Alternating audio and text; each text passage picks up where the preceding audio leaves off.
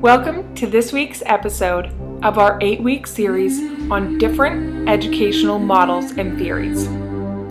This week, we will be comparing the model of Essentialism versus the philosophy of Existentialism in education. Thank you for joining us today. My name is Rebecca, and today I have two very special guests.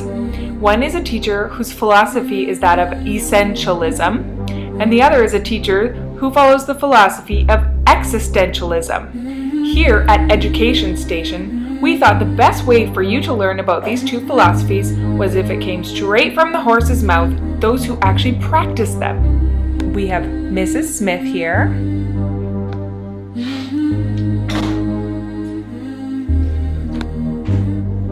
And Mrs. Thompson.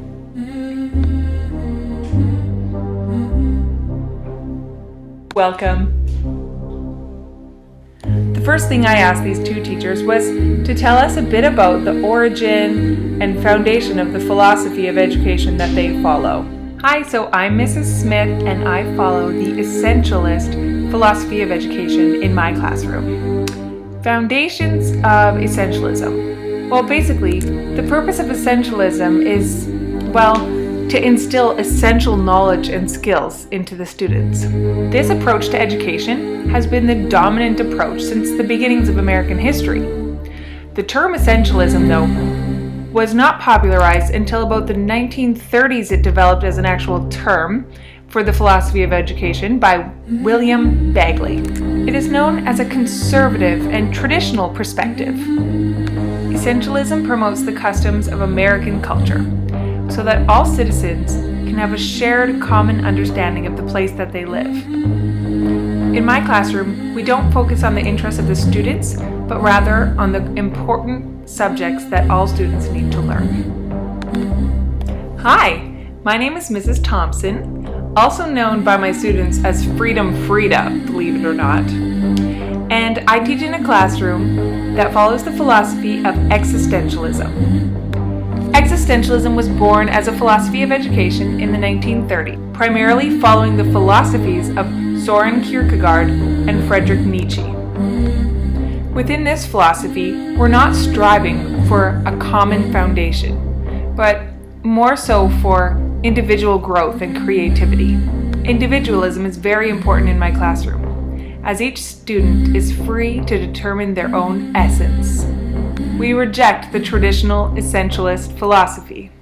All right, very interesting. So we're starting to learn a bit about both of these philosophies. But my next question for them is, what are the goals of your specific philosophy of education? The goals of essentialism are to have essential knowledge on how to live in today's culture.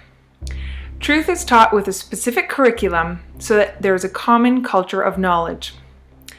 And the teacher is responsible for instilling moral knowledge and values. A goal is that students have a deep knowledge of a few core subjects. In existentialism, truth is a really individual thing. I think the goal of existentialism is to create citizens who are able to think critically, have good moral character, and have a high level of empathy and maturity. As an existentialist, I believe that not only should your mind be educated, but your whole body. Okay, so what does this look like in a classroom setting, like real life? In my classroom, students sit in rows and columns, evenly spread apart, working individually for the most part, and we have lots of textbooks, which we use very frequently. Students rehearse course material until they have a good understanding of it. And the classroom is a rigorous place where learning is occurring intensely. My students are given a pass or fail, and I am the leader of the classroom. My classroom. Good question. It looks different every day. It really depends on what the students want that day. And one student might want to work with another student while another wants to work on their own. So it's really student-led how my classroom looks on a day-to-day basis. We use computers sometimes for research, depending on what certain students want to learn. And as far as discipline goes, Myself and the students work together in a democratic way to determine the rules for the classroom. Alright, I think we need to go a little deeper into the role of student and teacher in these classrooms, because I think they're really different.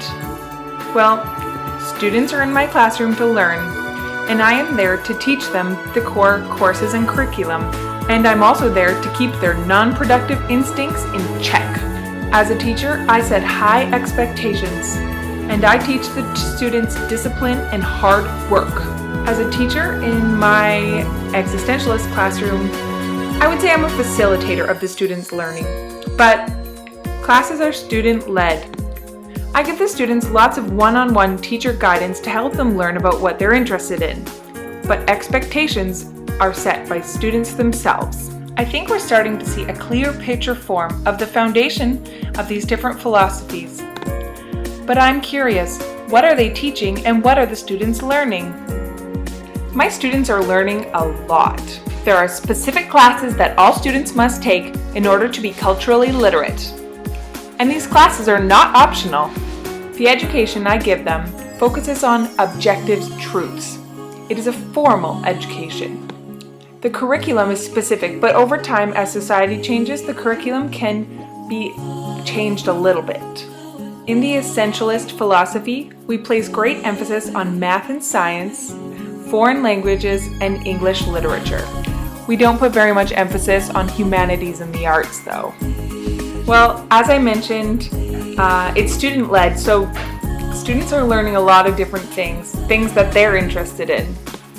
In my classroom, we don't tend to emphasize math and science.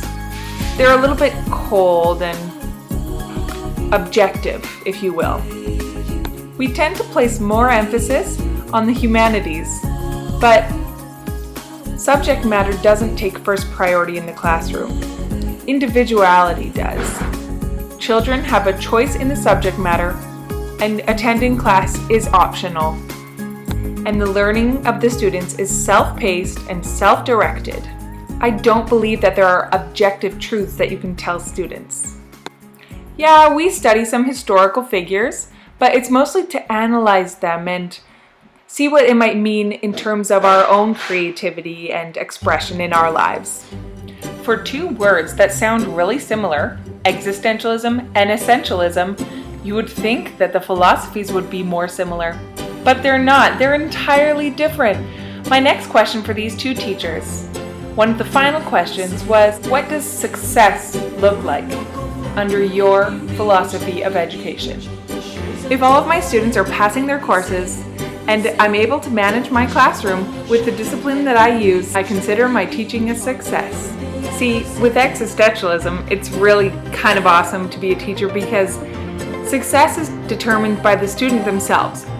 I'm here to support them and help them be who they want to be and learn what they want to learn, but in the end, success is dependent on whether the student feels successful. I have one final question for these two teachers. It's a bit of a saucy one. I'm wondering if they have any critiques of the other's philosophy of education. Yes, I have a critique or two about the existential philosophy of education. Students need structure and organization, and the lack of structure ill-equips students for the real world. Yeah, I definitely am a little bit critical of essentialism. Students don't want to be put in a box, and they're not encouraged to expand their minds and be creative. All right, we better stop there while we're still getting along. Thank you so much for tuning in today, and I hope you feel like you've learned something about these two very different philosophies of education. Tune in next week because we're going to be learning about perennialism and behaviorism. I'd like to take a minute to thank Mrs. Smith and Mrs. Thompson for coming to visit us and taking time out of their busy schedules. Thank you, Mrs. Smith. You're welcome. Thank you, Mrs. Thompson. You're welcome. Can I try those glasses on? Thanks. Oh, these are cute on me. Thanks.